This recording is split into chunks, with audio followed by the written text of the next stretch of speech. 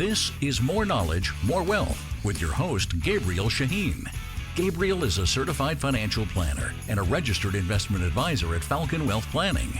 This show does not intend to provide personalized investment advice through this broadcast and does not represent that the services or securities discussed are suitable for any investor. Investors are advised not to rely on any information contained in the broadcast in the process of making a full informed investment decision. Now here's your host, Gabriel Shahin. Good day, this is Gabriel Shahin, certified financial planner and your host of More Knowledge, More Wealth, here on every weekend talking about all important topics of personal finance. My goal is to go over the knowledge you need to increase your wealth. Now, to the listener, you can always reach out to myself or any one of my colleagues here at Falcon Wealth Planning. Our phone number is 855-963-2526. That's 855-96-FALCON, like the bird, or go to our website, falconwealthplanning.com.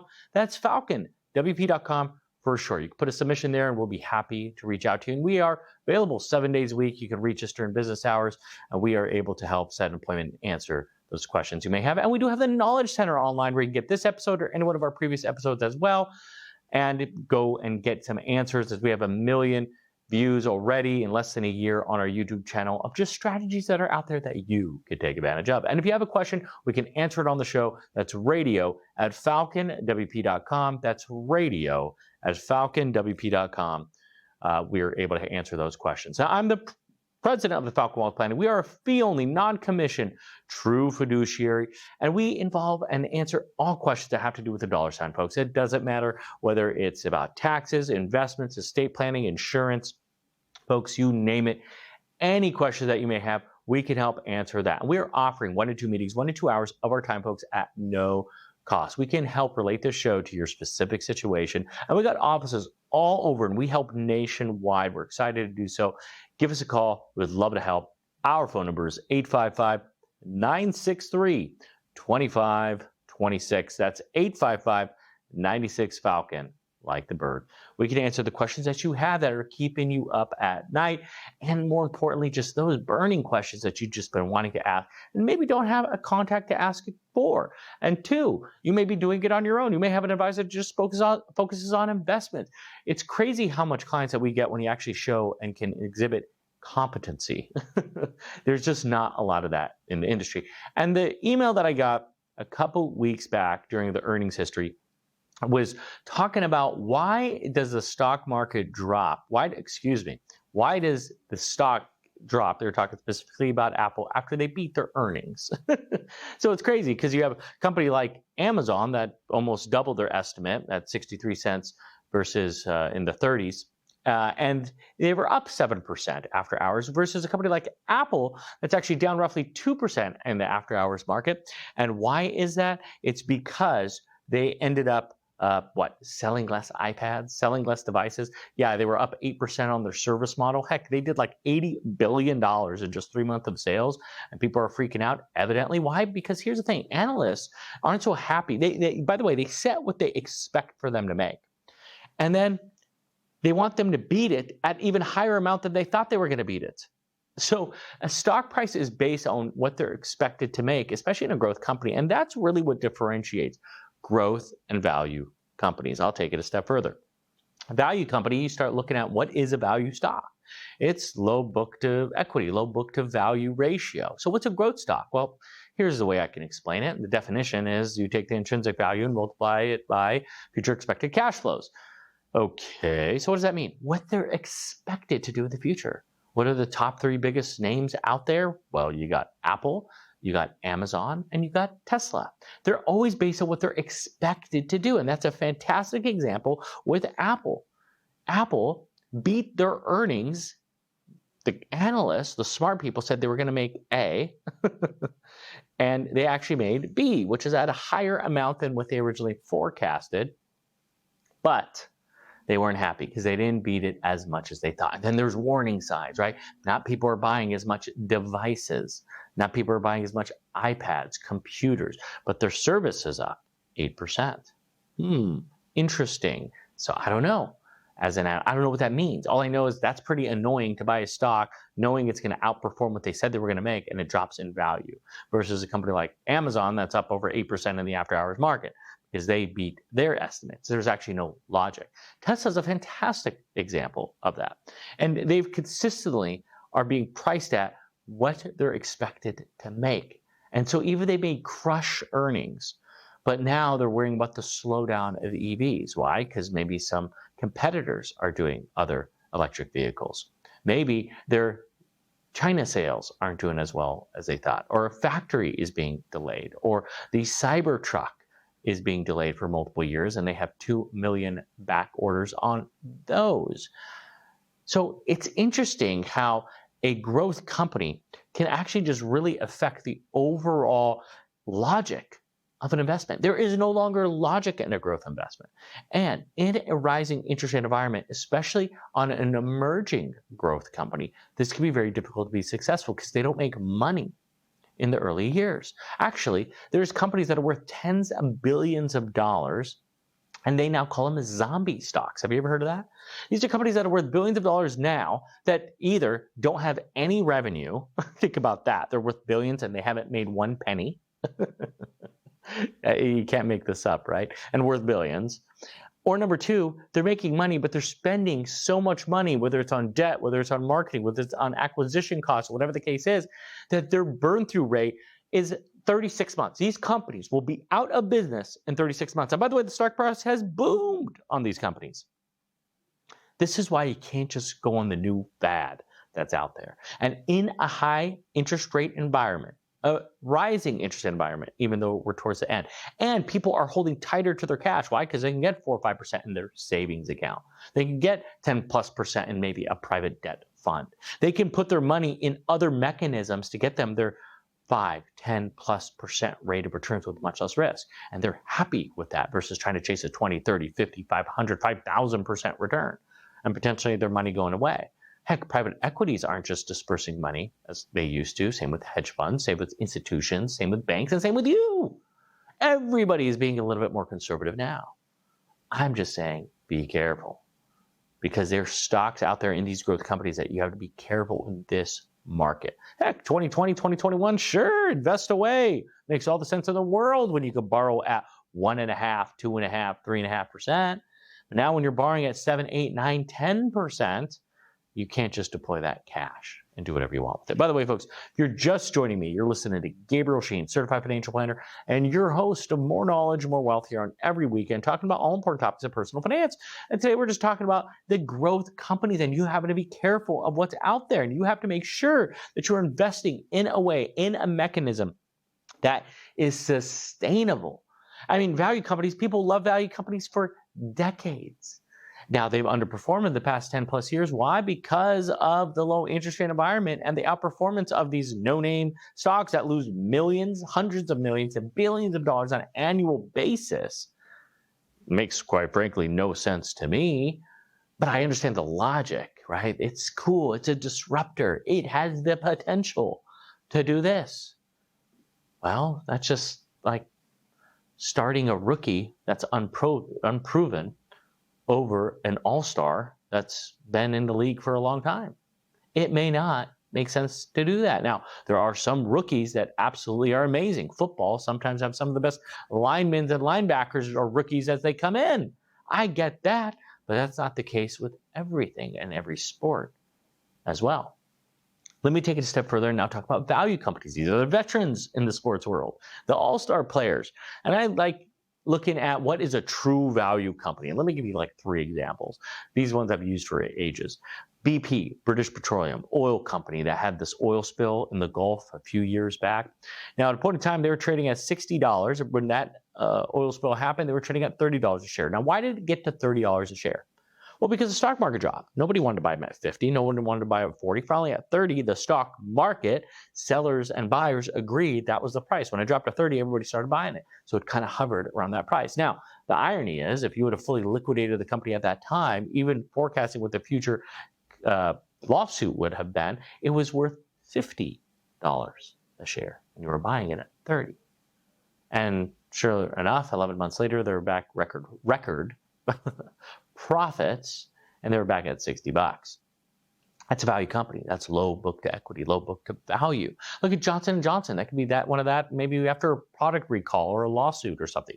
Carnival Cruises have maybe a sickness on a ship, like what happened during the COVID period, or maybe a shipwreck or something. People freak out, the stock price drops. These are good purchases. Value companies, look at the value index, historically speaking, they still outperform growth by well over 4%. Frankly, almost 5% a year from 1926 to 2022. Understanding that value companies still hold strong weight into a portfolio. I'm not trying to tell you to go all value, not growth, because as we see this year in 2023 was great. In 2022, heck, value outperformed growth, right, in a rising interest rate environment by 30%. Right? But then you also have what's happened in 2010 to 2021, where growth, for the most part, outperformed value substantially by almost 2x. So my point to you is this: take a look at your portfolio of what you're invested in now. Do you have that proper diversification? Number one. Number two, are you properly allocated amongst those growth and value mechanisms? And you still have large caps, mid caps, small caps, internationals, and so on. And then you have to take a look at where you currently are and where the market is currently. And in a higher interest rate environment, in a situation like this, what tilts should you have in, folks? That's what we do on a daily basis. And that's why we're offering a free financial assessment. We would love to analyze where you are and where you should be. Our phone number is 855-963-2526. That's 855-96-FALCON, like the bird, or visit our website at falconwealthplanning.com. That's falconwp.com for short. We have offices all over. We help nationwide. We'd love to help relate this show to your specific situation. Folks, we'll be right back after a few words. This is Gabriel Shahin, Certified Financial Planner, your host of More Knowledge, More Wealth. That's on every weekend. We're going over all important topics of personal finance. We're going over retirement planning, making sure you're prepared for retirement, Social Security and strategies, real estate, taxes, avoiding them now and in the future, investments, reducing fees, commissions, and so on, insurance, and estate planning. Folks, we are offering a free financial assessment that you could take advantage of. We have offices all across Southern California, including the Inland Empire. Give us a call to take advantage. Our phone number is 855-963-2526. That's 855-96-FALCON, like the bird, or visit our website, falconwealthplanning.com. That's falconwp.com for short. Enjoy the show. We look forward to serving you. Welcome back, folks. This is Gabriel Shahin, Certified Financial Planner, and your host of More Knowledge, More Wealth, here on every weekend, talking about all important topics of personal finance. And today I just wanted to talk to you about the simple concept of what's going on in the stock market, how you just can't use logic when investing. And one of my earliest examples of this was two of them. One of them was when this construction company in China won the bid for the Beijing Olympics. I thought that was a good investment. Well, sure enough, they went belly up and bankrupt. Okay, well, maybe that's obvious because construction companies sometimes bite more than they can chew. And when you look at it, it is a communist country that's involved in you're going to get paid or not paid. Okay, here's another one. Taser. Do you remember that in the early 2000s? Taser guns, which, oh, by the way, cops still use. But the point is this was booming. This stock price went from $10 to $130 a share. I'll never forget. I put in $5,000. That thing boomed in price. I ended up getting $5,000, grew easily to $75,000. I thought I was a genius. This whole investment stuff is easy. So what did I do? I put another $20,000 in. And what did the stock price do? Went all the way up to as much as $175 a share, all the way down to 10 again. And why did that happen? As it was at $175 a share, it was saying it just signed almost every major police force in the country. Orders were flying in. It made no sense. Yet again, logic. The information, and this is why insider trading is not allowed, is the information that you have today already reflects the price instantly. Instantly, it affects the price. So when they later came out that, yep, we inked the deal, it's signed, it's ready to go, we ended up getting tasers to every police force out there, well, we already knew that. Maybe the order number changed. Maybe it was certain states, not all cities. Maybe it was certain departments. So the idea is stocks are always based on forecasts. That's why we were talking about earlier, a growth company is based on current value, whatever the current value is, current sales and so on, based on future, what they're expected to make in the future. This is what makes a growth company more volatile, more risky, but you also do get rewarded for it as well, right? Amazon was a growth stock. Tesla was a growth stock. Apple was a growth stock that were very small and not making money at a point of time. So the core comes to, do you believe in what they're doing, what their mission is, and the void that they're filling in the space, right? We didn't know that our phone could be a computer until Steve Jobs said this will change your life. We didn't know Amazon, that sold only books, was going to be able to buy and replace malls. We used to hang out in malls. We used to go walk around in the malls and window shop. Now you cyber shop. Tesla, I didn't think I would like my Tesla until I wake up every day with a full battery, and I probably save 10 hours a year by not pumping gas, plus no maintenance on the thing. You get what I'm saying? And it autopilots, which just makes it easier. It assists when I drive, where I don't like 100% have to pay attention. I only have to 99% pay attention. That 1% helps to look at the phone maybe for a quick second, which, oh, by the way, you do without an auto assist feature. So don't judge. So the idea is this.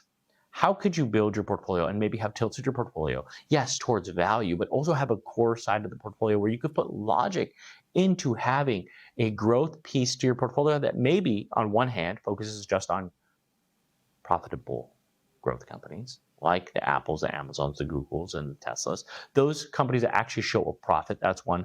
Or number two, depending on what's going on in the economy, being able to participate in those companies that are losing tens of millions, hundreds of millions, billions of dollars, like those three companies I mentioned earlier in Apple, Amazon, and Tesla. You have to understand when the right time to do this is.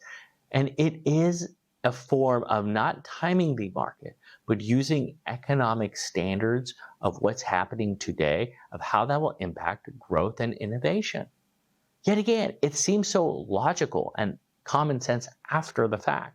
I'm just trying to share with you is naturally in a low interest rate environment, these tech companies have more leeway to put their growth-minded forecast to work to become profitable.